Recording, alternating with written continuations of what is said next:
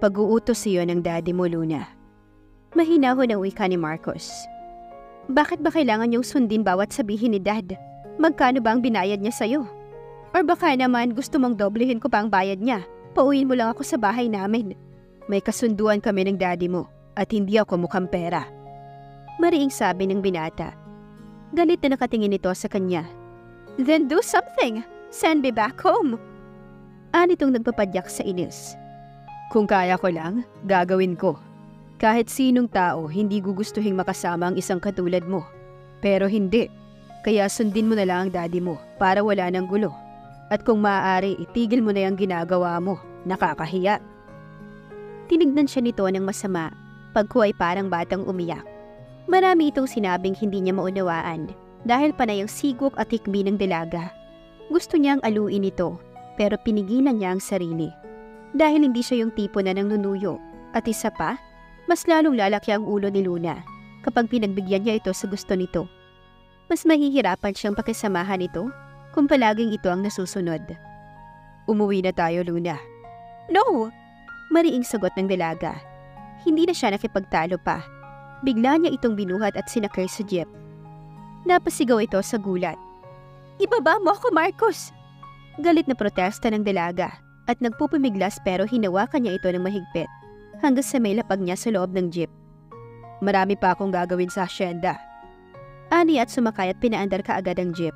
Ngayon, dahil titira ka pa dito ng matagal-tagal, dapat maging malinaw sa iyo ang lahat. Umingos ito at nagpahid ng luha. I'm not in the mood to listen. Sagot nito. Hindi niya ito pinansin at nagpatuloy sa pagsasalita. Una, dapat mong malaman na mahalaga ang bawat oras ko at hindi ako makapaghihintay dahil lamang wala ka sa mood. Kaya makinig ka, Luna. Mariing sabi niya na ikinahaba ng uso nito. Hindi mo ako pwedeng paghintayin at hindi mo ako pwedeng abalahin sa kahit na anong kaartehan mo. Ayoko ng kalokohang ito at hindi ako nakikinig sa anumang reklamo kung wala rin lang kinalaman sa asyenda. Pangalawa, importanteng matutunan mo ang mga gawaing bahay. Kagaya ng pagwawalis, pagigib ng tubig, pagluluto, paghuhugas ng pinggan at paglalaba. Normal na gawain niyan ng lahat ng tao rito. Dahil maraming trabaho sa asyenda, ikaw na ang bahala sa paglilinis ng bahay. Kung hindi ka marunong, tuturuan kita. Dahil ayoko ng makalat at maalikabok. Sumasakit ang ulo ko. Sa pagluluto, salitan tayo. Pangalawa, kailangan mo rin matuto sa gawaing bukid. Kaya sasamahan mo ko dun. Saktong tapos na magsalita si Marcos nang marating nila ang bahay. Ini-off niya ang makina ng jeep. Entiendes? Aniya sa nakangangang dalaga. You gotta be kidding me. Anito. No, I'm not. Hindi ako marunong mag-joke. Seryosong sagot niya. Isa pa nga pala. Aniyang nilingon nito na makababa ng sasakyan. Ayoko ng Ingles sa loob ng pamamahay ko. Kaya matuto kang magtagalog. Nagkakaintindihan ba tayo? Hindi pa man ito nakakasagot ay iniwan na niya ito. Why are you treating me like this? We are cousins. You should be at least kind to me. Pahabol na sigaw ng dalaga. Napatawa siya sa kanilungan nito. Sa laki ng kaibahan natin, naisip mong magpinsan tayo? Napailing siya. Hindi niya papangaraping maging pinsan ito kahit kailan. Naiwan si Luna na napapailing sa inis. Pinahid niya ang luha. Hindi na siya iiyak. Ang kapal-kapal talaga ng mukha ng lalaking yun. Paano niya ako nagawang tartuhin ng ganun? Nagmarcha siya papunta sa loob ng bahay. Gagawin pa siya nitong katulong? Never. Nang makapasok sa loob ng mansyon, nakita niya sa mesa ang isang nakatuping papel na may pangalan niya. Hindi niya iyon napansin kanina. It's a letter from her tita Marisa. Nakagat niya ng mariinang labi habang binabasa ang sulat. Hanggang sa tuluyang ng labo ang paningin niya dahil sa luhang nakaharang sa mata niya. Halo ang lungkot, pagkadismaya at inis na nararamdaman niya ng mga sandaling iyon. Talagang wala na siyang mapagpipilian. Her message is clear. The moment she leaves San Agustin without her dad's permission, she will break his dad's rules. Itatakwil siya ng daddy niya kung susuwiin niya ito sa pangalawang pagkakataon. You will understand soon that we are doing this because we love you. Hindi niya matanggap ang huling pangungusap na yon. Love? Since when was loving meant wanting people you love to suffer? Napatingin siya sa kabuuan ng mansyon It seems like she's going to be Cinderella. At ang kanyang stepsister ay ang aruganteng lalaki na tagapagmana ng kanyang lola. Papaano siya ngayon? Wala na ang fairy godmother niya at wala ring prinsipeng magliligtas sa kanya. Paano siya makakatakas sa lalaking yun? Napabuntong hininga ang dalaga. Wala na siyang magagawa pa. Pinigilan niya ang pagpatak ng luha. Hindi na siya iiyak. Hindi na siya iiyak. Nang araw ding iyon, nagsimula na ang totoong kalbaryo ng buhay niya. Binigyan na siya ni Marcos ng listahan ng kailangan niyang gawin araw-araw at tinuruan siya nito sa mga dapat niyang gawin. Inilibot siya nito sa mansyon dahil iyon ang kailangan niyang linisan. Bukas na bukas din, inilibot din siya nito sa buong hasyenda dahil kakailanganin din daw nito ang tulong niya paminsan-minsan. Hindi pa nito nakikita kung gaano kalaki ang mansyon, tapos magpapatulong pa ito sa gawain sa hasyenda. May sinasabi ka? Nito, umingo siya. Napaka-arugante talaga. Why are you so hateful? Is this really how you take care of people? Visitors? Relatives? Ani ang nakatingala rito. Isa pa iyon sa kinaiinisan niya. Ang tumingala dahil mas matangkad ito sa kanya. Hinarap siya ng binata at nakahalokip-kip na tinitigan siya. Nainis siya kung bakit ganito ang reaksyon sa titig nito. Tita Marisa told me that you're gonna take care of me. Umangat ang isang sulok ng labi nito. Lalo siyang nainis nang biglang naging kakaiba ang tibok ng puso niya. Ginagawa ko naman, di ba? Aren't visitors given VIP treatment? Hindi ka bisita rito. Apo ka ng may-ari ng hasyenda. Umingo siya. Doesn't that give me a super VIP treatment?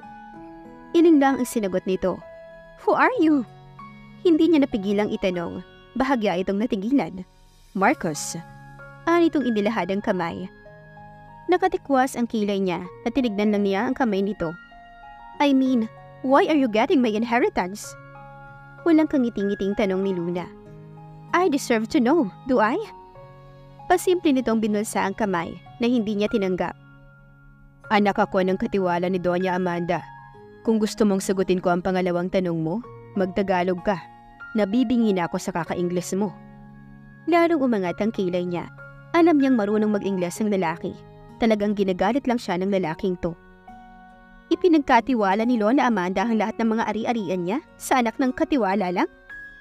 Aniyang hindi mapigilan ng sarkasmo sa tinig. Nakita niyang nangalit ang bagang nito. Pagkuway sinalubong ang titig niya. Oo, tipid na sagot nito. Hindi ko siya natanggihan nang ipagkatiwala niya sa akin ang pamamalakad ng buong hasyenda. Dahil wala siyang ibang pinagkakatiwalaan maliban sa akin. At walang nagmamalasakit sa hasyenda maliban sa akin. Kaya sa isang anak ng katiwala lang, anitong dinina ng huling salita. Napunta ang lahat ng ari-arian niya. Bakit hindi sa mga parents mo?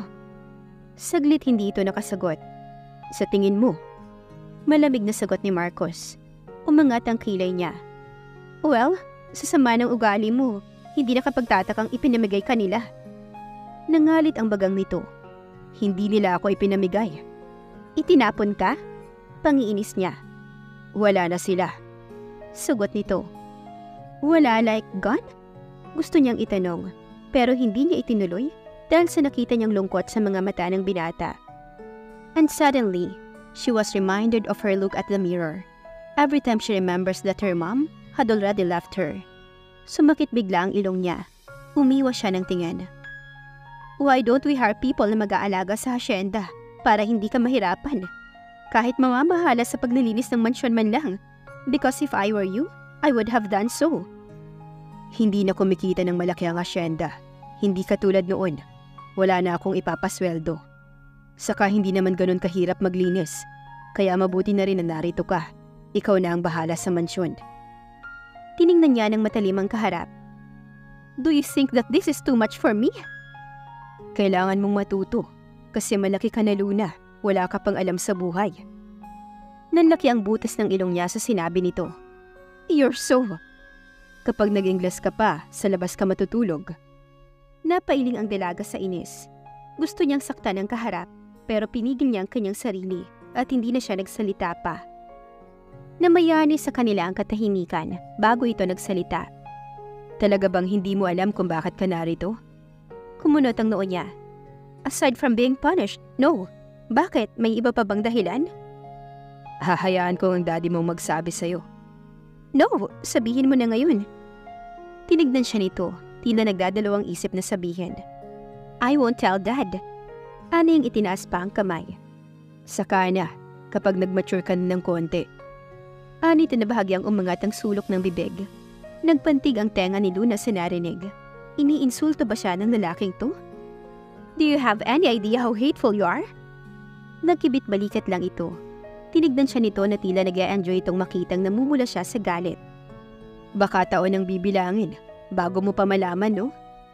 Hindi makapaniwalang napatingin siya sa mukha nito. Napakayabang talaga. Aniya sa sarili. Tumatakbo ang oras. Baka gusto mong simula na ang paglilinis. Are you really this rude? Aniyang nanliit ang mata. His lips curved. Ganyan ka ba talaga kaarte? Inis na inawanan niya ang binata. Sa loob ng isang araw, biglang nagbago ang takbo ng buhay ni Luna. Hindi makapaniwala ang dalaga habang nagpupunas ng floor wax sa sahig. May hawak siyang basahan. Basahan! She didn't even bother to think of those things for the past 20 years of her life. Nananakit na ang buong katawan niya. Buong araw na siyang naglilinis. Nakaupo lang siya kanina nang mananghalian sila. Gustong-gusto na niyang magpahinga. Hindi ka pa rin tapos? Get lost! Singhal niya. Tiningnan niya ito ng matalim na tila hari kong makautos. Huwag mong sasabihing aabutin ka ng buong magdamag. Kalahati pa nga lang ng mansyon ang kailangan mong linisan. Why don't you just help me? Inis na putol ni Luna sa sasabihin nito. Pero tinaasan lang siya nito ng kilay. Bakit hindi mo na lang ako tulungan? Aniya. And now, she has to think before she speaks. This is unbelievable. Ano ba ang kasalanan niya sa mundo at ganito kabigat ang parusa niya? Paano ka matututo kung palagi ka nalang tutulungan? Ikaw ang mag-isang gagawa nito kaya matuto kang mag-isa. Pag-aralan mong bilisan ang kilos mo dahil tumatakbo ang oras. Hindi mo pwedeng kausapin ang mga alikabok sa isip. Simple lang naman yung mga gawaing ginagawa mo. Simple? He calls this stressful job simple? Siguro para sa'yo simple to, but not for me. Lahat ng tao kahit mayaman, alam kung paano maglinis ng bahay, maliban sa mga tamad. Manganing-aning itapon niya ang basahang hawak sa harap nito. Nag-init ang buong mukha ng dalaga. Alam mo kung anong magpapadali sa trabaho mo?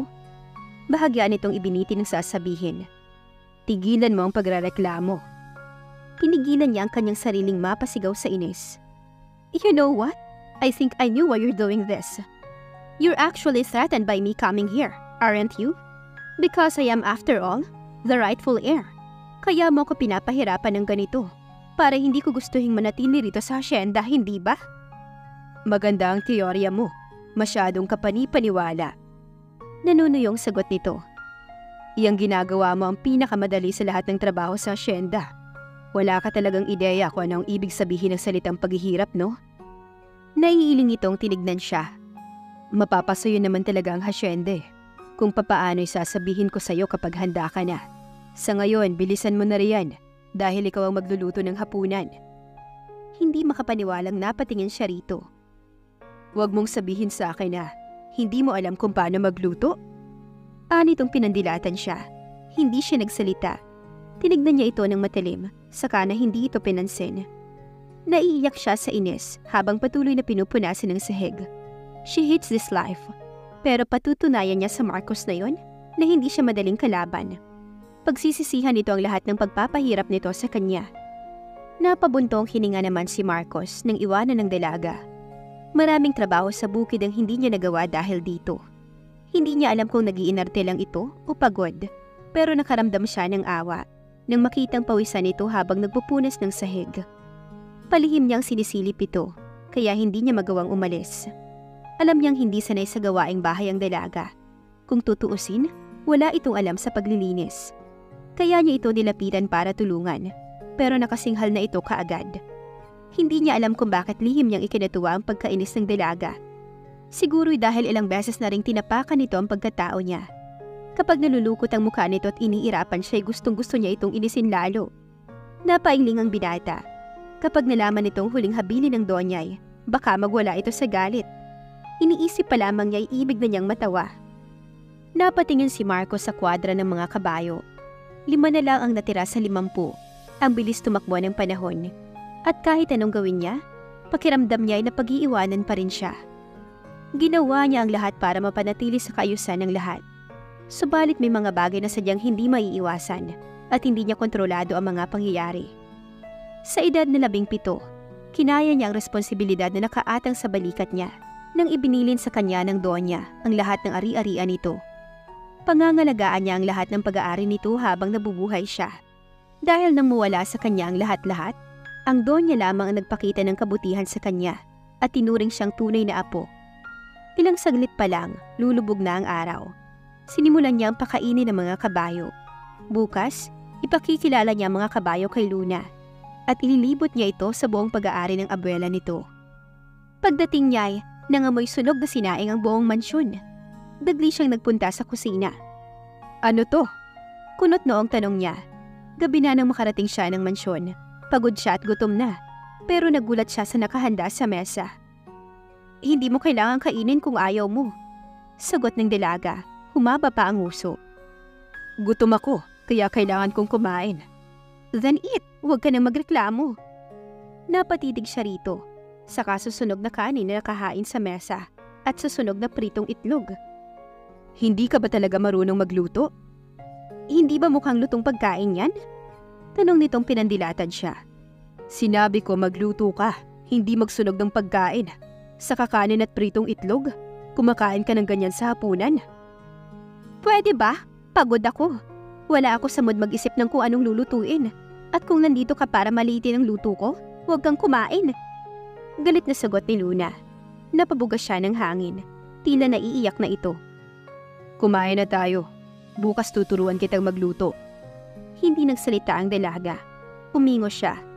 Kanina pa siya pagod na pagod at hindi biro ang pinagdaanan niya makapaghanda na ng pagkain sa mesa. Alam ba nito kung gaano kahirap paapuyin ang panggatong? Siya those tough in camping, but she merely look. She never learned. Alright, she doesn't know how to cook, especially the traditional way. Pero nagawa pa nitong maliitin ang niluto niya? Wala silang hibuan habang kumakain. Isang araw pa lang ang dumaan, pero gusto na niyang sumuko sa pagod. Kailangan ba talaga niyang gawin ang lahat ng ito? Pumasok sa balintataw niya ang mukha ng daddy niya. Naging palaisipan sa kanya ang tanong ni Marcos kanina. May hindi ba sinasabi ang daddy niya sa kanya? At ang parusa ba niya ay gawa-gawa lamang? And if it was, what else could be the reason why she's here? Wala siyang ibang magagawa kundi ang manatili rito at magtiis para malaman niyon. Nang mapatingin siya sa binatay, napatingin ito sa kanya na hindi niya mahinuha kung ano ang iniisip. Hindi niya ito pinansin at sumubo ng pagkain. Muntik na niyang mailuwa iyon. Nang tignan niya ang kaharap, ay nailuwa nito ang pagkain. Tila mawawala ng pasensyang napatingin ito sa kanya. "May ideya ka ba kung gaano kaalat ang asin?" Hindi siya sumagot dahil halos hindi rin niya malunok ang kinakain. Tumayo ito at kumuha ng baso ng tubig, saka iniabot sa kanya. "Masama sa katawan ng sobrang alat." Tiningnan niya ito ng masama. "Talaga bang nangiinis ka?" "Ang akin lang naman, kung hindi mo alam magtanong ka para matuto ka. Kung sana'y sinabi mong hindi ka marunong magluto, tinulungan sana kita. Hindi sana nasayang ang pagkain." "Para ano? Para paulit-ulit na pintasan ito? No way. Kung galing rin lang sa'yo, wag na. Mas gugustuhin ko pang matutong mag-isa."